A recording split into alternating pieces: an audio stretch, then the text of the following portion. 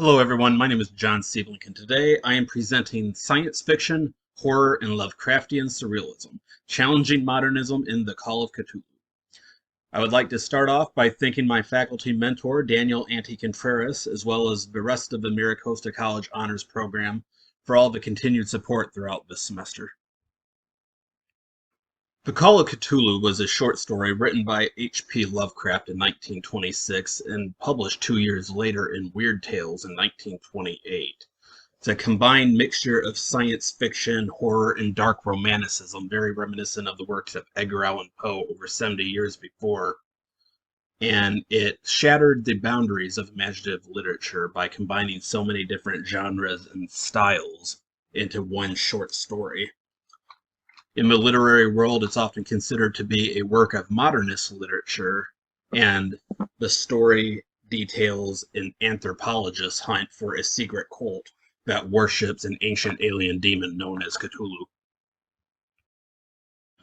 Like many literary and artistic genres and movements, modernism is one that is not very easily defined.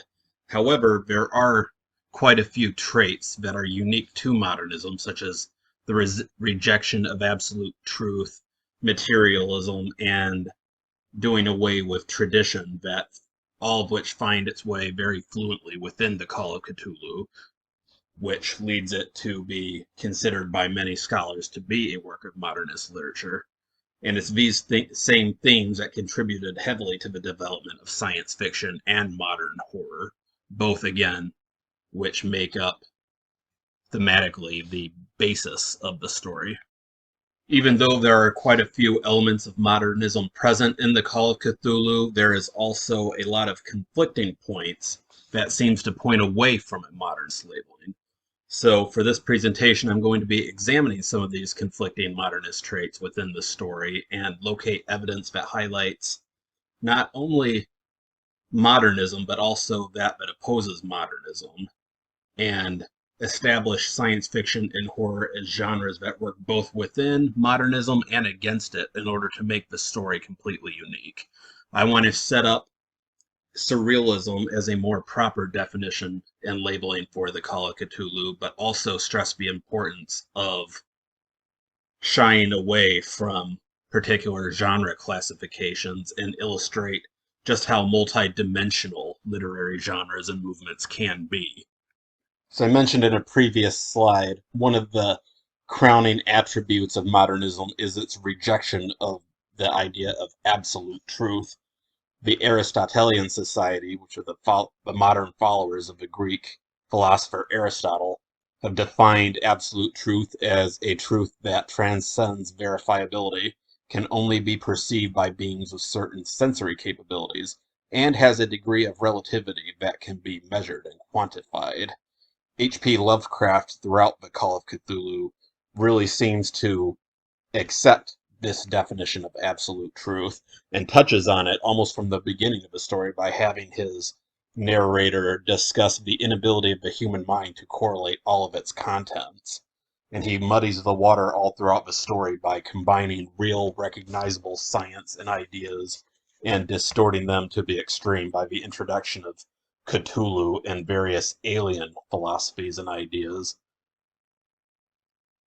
He further addresses a strong belief in science that will inevitably lead humanity to a point where they will experience something so horrifying and so unknown that it will cause them to either go insane or bring about another dark age. So to him, truth is something that has to be avoided, because throughout the plot of the Call of Cthulhu, the more knowledge certain characters gain, the more in danger they become. And this would further paint a negative picture on the idea of absolute truth, and Lovecraft goes out of his way to reject it at all possibility. Even while Lovecraft spends an inordinate amount of time throughout the story of the Call of Cthulhu in rejecting and denying the idea of absolute truth, there are also so many instances throughout the story where he incorporates various ideas of truth that, by the very definition given by the Aristotle Society, can be construed as being absolute truths. So while he is spending a lot of time rejecting it, he's also taking advantage of it at many points throughout the story. For instance, the mental hold and mind control that Cthulhu and his cult followers have on the bodies and minds of their followers is so permanent and so set in stone as to be considered absolute. It is a definite quantifiable hold that he has on all of them. The science and non-Euclidean geometry of his alien heritage, undying cult leaders who have found a way to cheat death, and the very existence of Cthulhu as an extraterrestrial being that descended from space at a time before the dawn of humanity, all present quantifiable elements that make their truths absolutes. Another major defining trait of modernism that features prominently throughout the Call of Cthulhu is materialism. Lovecraft makes it a point in many places throughout the story to inform his readers that his desire for the story was to be read as one emphasizing materialism. And in fact, towards the beginning, the story's narrator, the anthropologist Thurston, refers to himself as having an attitude that was one of absolute materialism.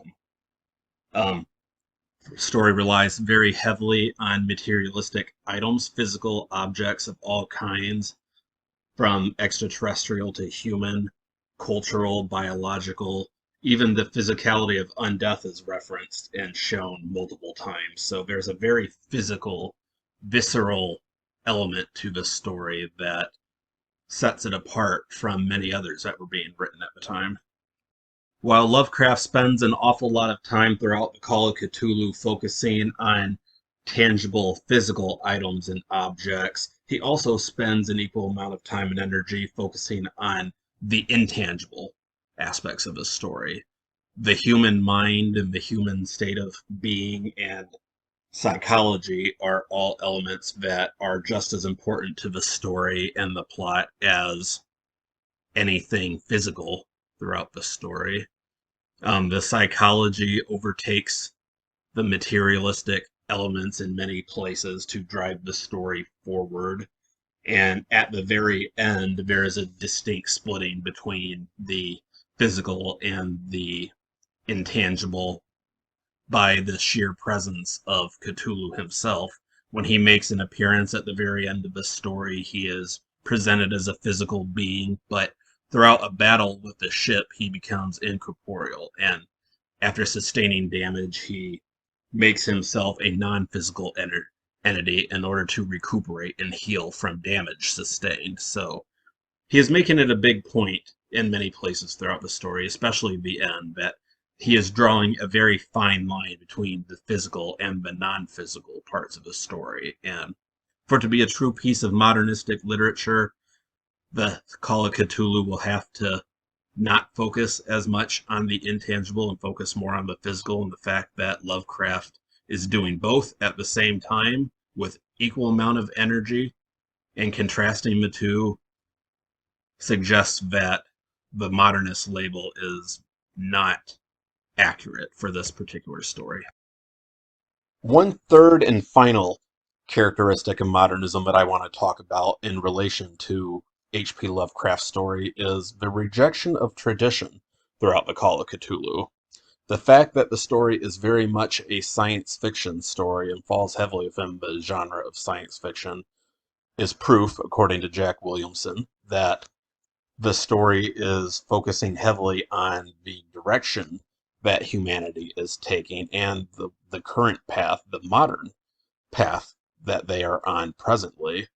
The path that Cthulhu has chosen for humanity and the direction they seem to be heading in regards to his influence is by far a very dominant theme throughout the story. So it focuses less and less and less on what happens in the past and is focusing more and more and more as the story goes on the direction humanity is heading. So the modernist tradition, the modernist definition in this instance, according to this definition of science fiction, is definitely leads credence to the proponents that the Call of Cthulhu is a modernist story.